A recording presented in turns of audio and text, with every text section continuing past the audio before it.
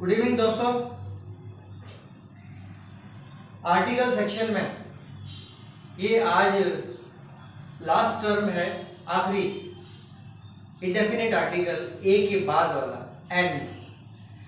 ये एन उन वर्ड्स के पीछे यूज होता है जो या तो खुद वॉवेल से स्टार्ट होते हैं, ए ई आई ओ यू। इनका प्रोनाउंसिएशन जनरली इनका ए का मतलब एरोप्लेन, एप्पल, लेकिन ए ना होते हुए उनका प्रोनाउंसिएशन होता है ए। ई में भी ई में या फिर ई इफिशिएंट। तो ये होते हैं वॉवेल्स जिनसे स्टार्ट होने वाले वर्ड्स के पीछे एन लगता है, या फिर कुछ कॉन्सोनेंट होते हैं जो कि साउंड करते हैं वॉवेल की तरह,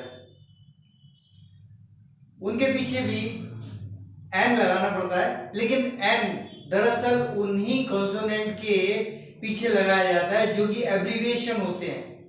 दो चीजें होती है, एक्रोनिम मतलब कंप्लीट, और एब्रीविएशन मतलब जिसका आप लोग शॉर्ट फॉर्म कहते हैं। शॉर्ट फॉर्म फुल फॉर्म कुछ नहीं होता। शॉर्ट मतलब होता है एब्रीविएशन, और एक्सटेंडेड फॉर्म फुल फॉर्म जिसे आप कहते हैं वो होता है acronym, ACCRONYM। So let me repeat the same definition. These are the words used before vowels or the words starting with the consonant but sound like vowel. I titled today's video as a indefinite article N, N. So the definition I have already uttered, used before the words starting with vowels or consonants which sound as vowel. Come to the vowels. vowel को वहां underline किया है yellow से, और consonant को blue से। तो blue वाला सेक्शन ये है, येलो वाला ये है। Now see the vowel. कुछ टिपिकल या यूं कहिए कुछ हटकर एग्जांपल्स लिए हैं इसमें जिनके पीछे एन लगाया है। वर्ड्स स्टाइलिश हैं, जनरली यूज नहीं होते। ए में एग्जांपल दे देते हैं, an aeroplane, an apple, normal से वर्ड्स हैं। कुछ हटके जिनमें वर्ब हो, नाउन के बजाय वर्ब हो, उनको यूज करने की कोशिश की है। So A, the words starting from A or an airman. Airman means pilot. Especially this person working in Air Force is called an airman, pilot. So an airman, an agreement, समझौता। ए से start होने वाले ऐसे कई हैं, बहुत सारे हैं।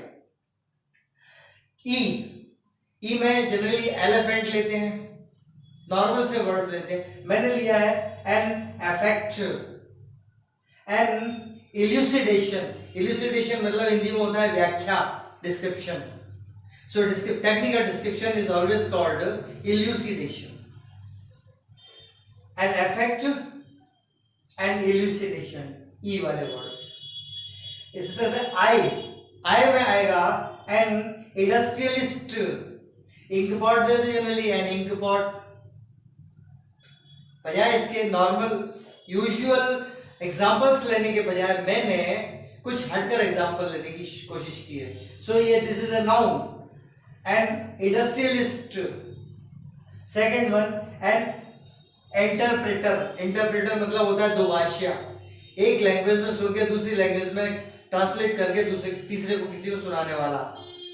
खुद दूसरा पर्सन हो जाता है, सेकंड पर्सन, और थर्ड पर्सन वो जिसको वो एक लैंग्वेज से सुन के दूसरे में ट्रांसलेट करके बता रहा है, just to establish a proper kind of understanding. So an industrialist, an interpreter. ऐसे कई एग्जांपल्स आपके सामने आ जाएंगे, सभी को बताने की जरूरत नहीं है और उतना मतलब स्कोप भी नहीं रहता है यहाँ पर। काम बात करें तो कुछ टिपिकल या कुछ अपीलिंग वर्ड्स की करें। ओ, एन आउट बस, ओ से शुरू होने वाला, एन आउट बस मतलब विस्फोट जैसा। N outburst must and obligation यानी उपकार। जैसे यहाँ इल्यूसिडेशन लिया, व्याख्या, इसी तरह से यहाँ ऑब्लिगेशन यानी उपकार। यू में एन अंडर प्रिविलेज्ड यानी कमियों में जीना, एक वो आदमी जो कमियों में जी रहा है, अभावग्रस्त कहलाता है, अंडर प्रिविलेज्ड, अभावग्रस्त। An underprivileged comma an undisputed, निर्विवाद। So these are the words associated with an, because they start with the vowel and sound like a vowel. For example, airman, agreement, इधर तो a आ गया, इधर आ गया agreement। इसी तरह से effect, effect पढ़ते हैं जनरली लोग, अफेक्ट, अफेक्ट आ गया। इल्यूसिडेशन, ई छोटा ई आया इसमें। इसी तरह से ई इंडस्ट्रियलिस्ट में, इधर ई इंटरप्रेन्योर में या इंटरप्रेटर में, इंटरप्रेन्योर भी होगा, इंटरप्रेन्योर इधर आ जाएगा ई में।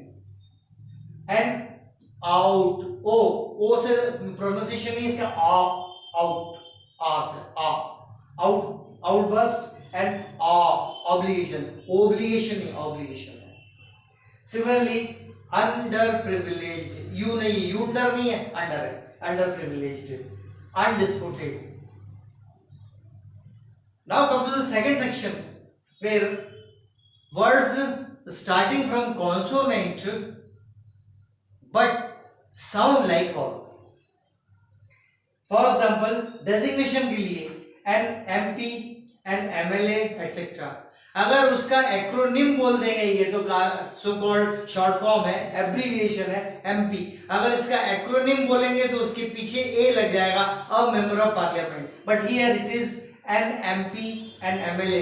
Quite similar is the case with the degrees, qualifications, an MA, an MSc, an ME. अगर पूरा बोलेंगे एक्रोनिम तो a master of art, a master of science and so on. Second one, the same thing, an MTech, an MBBS, medical qualification, an MD, Master of Doctor of Medicine, Doctor of Medicine, master degree है, लेकिन अगर acronym बोला तो a Doctor of Medicine, an MD और an MS, Master of Surgery, etc. बहुत सारी qualifications हैं। ये दो चीजें हैं। तीसरी एक अलग चीज आती है, आजकल सबसे ज्यादा यूज में है, वो ये फर्स्ट टर्म रेलवे में आता है, एक्ट्स यानी क्रिया, एक्ट, वर्ब तो है लेकिन काम एक हुआ है, तो वो किस फॉर्म में हुआ है, एक्ट फॉर्म है एक्चुअली ये। सो एन आरएसी, टिकट पर लिखा होता है, आप लोगों ने देखा होगा आरएसी। आरएसी क्या है? This is reservation against cancellation. The other one RCDC, बिजली का, पावर सप्लाई डिपार्टमेंट का, यानी एमपीबी का या इलेक्ट्रिसिटी बोर्ड का काम है ये। आरसीडीसी रिकनेक्ट, डिस्कनेक्ट हो जाती है कोई पावर नॉन पेमेंट की वजह से, सो उसको जब रिकनेक्ट कराते हैं तो आरसीडीसी।